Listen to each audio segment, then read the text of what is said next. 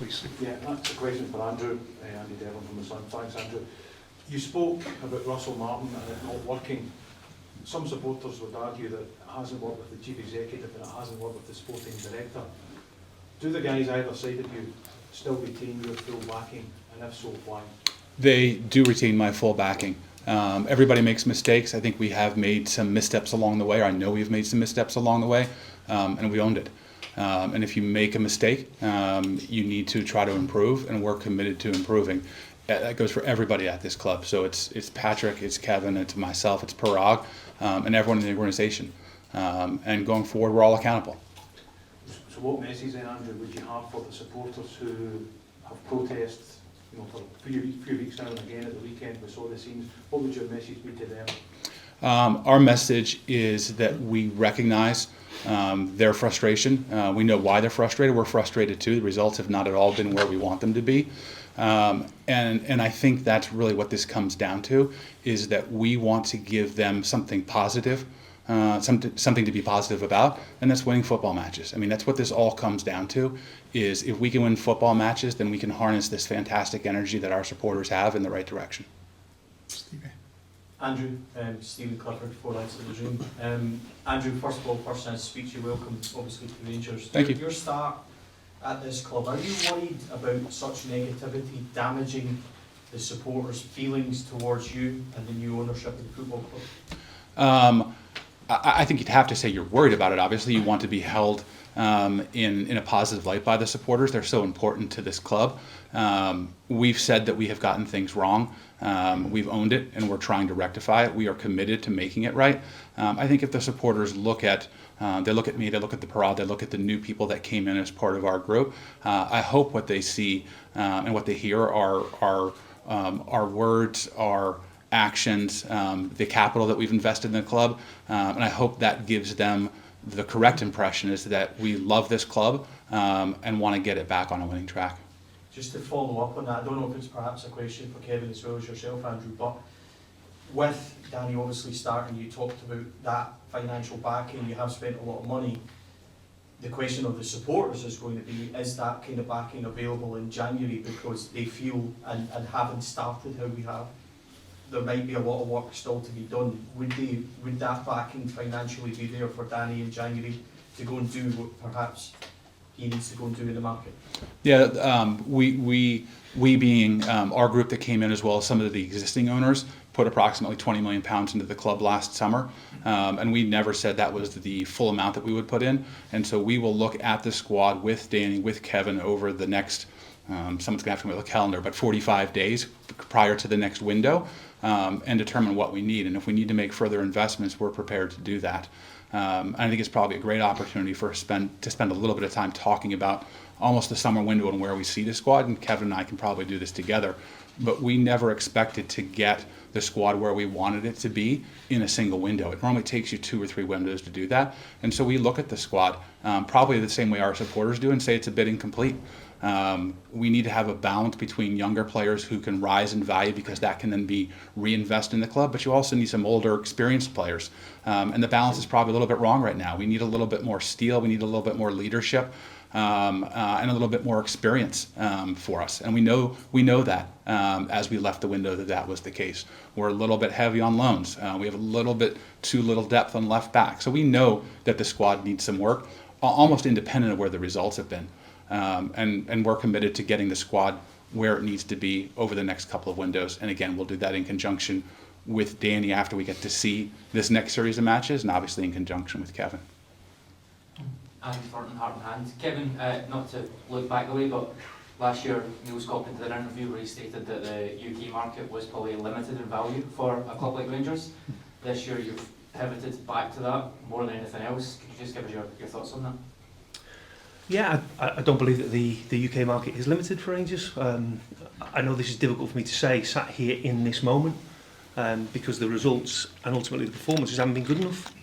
But I still do think we've got some good players in the squad that are probably not showing exactly what they're capable of. I think we've got some players in there who've got a much higher ceiling and have a much higher potential.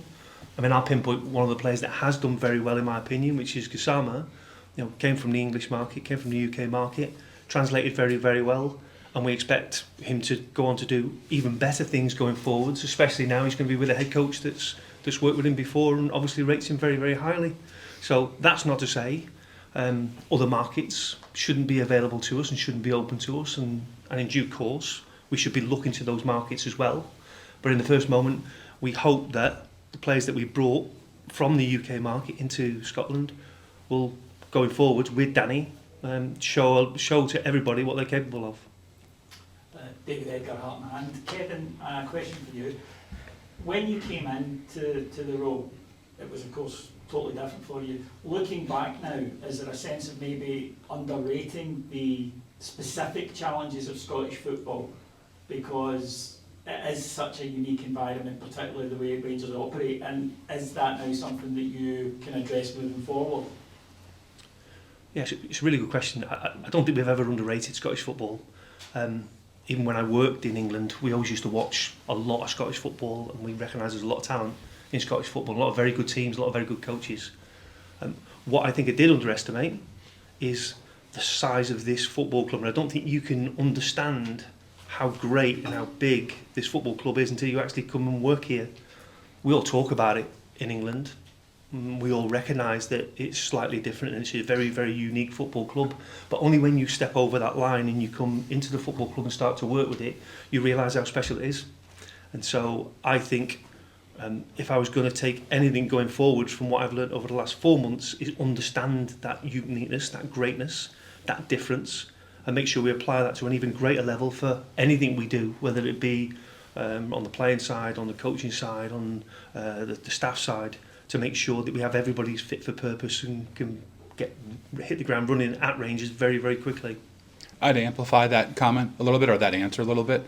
And the phrase that we have used is that the lights are brighter in Glasgow. We had players who joined our squad who had played in what most people would say are high pressure situations. It's different here. We need to account for that when we're signing players. And as Kevin said, you can't really understand it until you cross the threshold and are part of this club. On that, one of the things that's been put forward by supporters for a long time now is the squad seems to lack leaders on the field. I know we have a number of experienced players, but it's not the same thing. It's not based on age. Is this something that you feel that the team could do with more leadership, and can it be addressed in the transfer market? You're looking at me, but you want to take the question? Yeah, I'm happy. And I'm happy to answer too. But okay, yeah. Well, number one, I don't think you can ever have enough leaders, and for sure, we think we want to continue to add talent, but talent plus leadership. But I'd also say, and the issue here has been a consistency issue as well, hasn't it? We've seen examples of really good leadership, really good play, but in reality, we haven't seen the consistency through those performances, the consistency in some of those things. That's something we're working hard on with the current group that we've got, and without question, in January, that will certainly be top of our list to be talking about when we're going to recruit the next players. Fraser? Hi, Fraser Wilson, Daily Record. Probably a question for Patrick and Kevin. Just in terms of recruiting Danny, I think an issue for a lot of the supporters is just how similar it seems on the outside to the appointment of Russell Martin in terms of experience, etc. What can you tell these supporters? What do you see that is going to bring something different to the football pitch? Do you want me to go first? Yeah. So I mean, everybody's going to talk about the comparisons between Danny and Russell. First of all, they've both got beards and they've both got dark black hair, and they're both of a similar age. But in reality, they are different people, and they have different philosophies, different thoughts about what the game should look like. From our perspective, our mandate to the head coaches hasn't changed. We want a coach that comes to Rangers that dominates all key moments of the football game, in possession, out of possession, and then those bits in between. We want to press, we want counter press, we want to have possession, but we don't want it to be possession for possession's sake. We want it to be ball progression rather than possession, and that's not changed from the first conference that I sat here when we introduced Russell. We didn't get there with Russell, that didn't work out. Danny is very different in his approach. If you look at his background, or you look at his experience, you look at his upbringing, there's some very clear differences in terms of, and some similarities because they both worked at Southampton, but generally some very clear differences. And I'd also say to you, he's worked at the very, very highest level with the German national team, with Bayern Munich.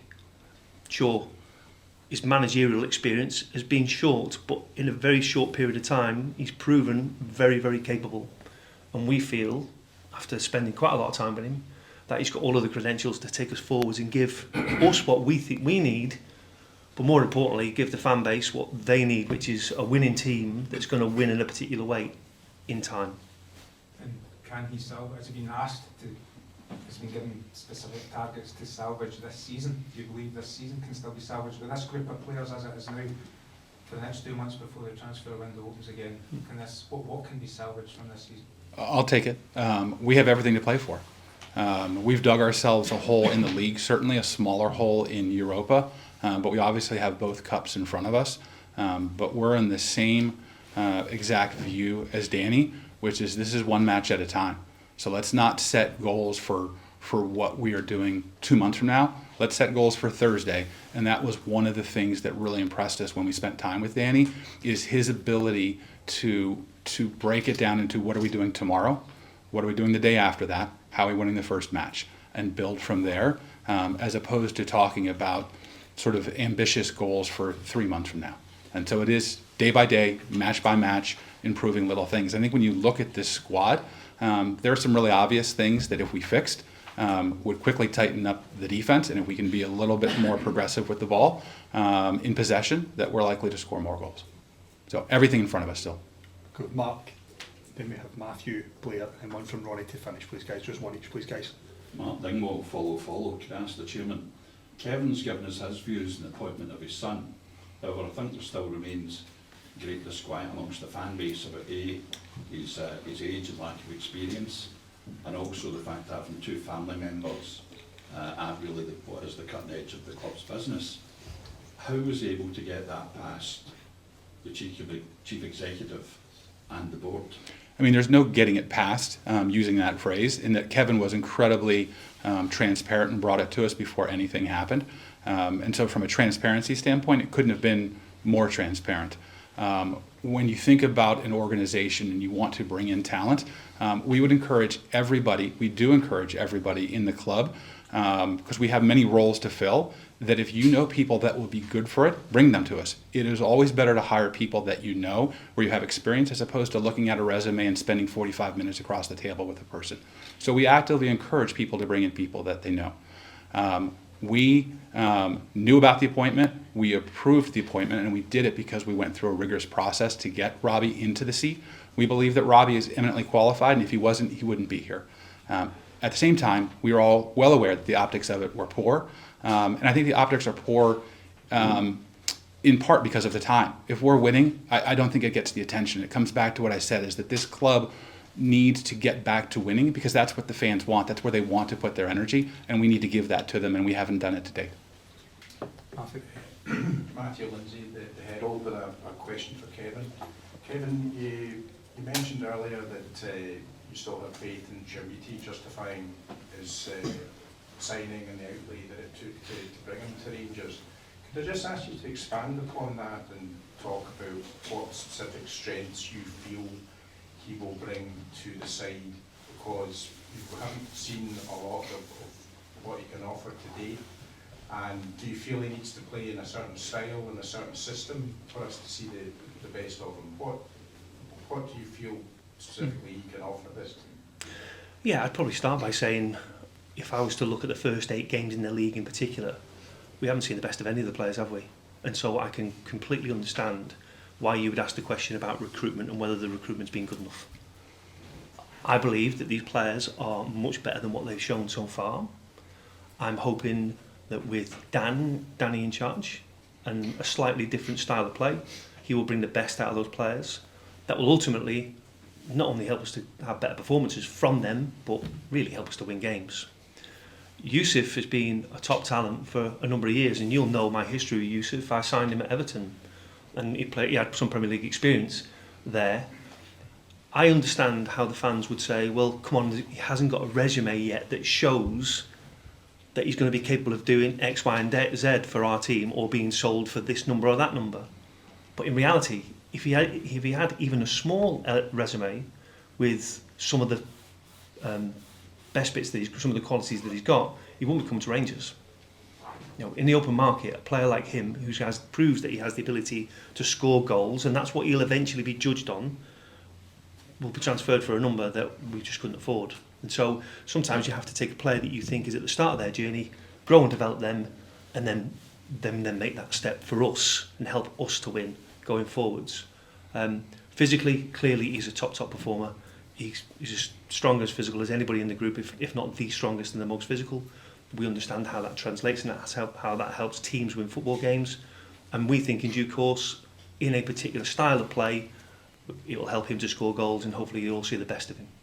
I think it's worth just commenting that in today's football economy, the value of a player isn't directly tied anymore the way it used to be to their production on the pitch.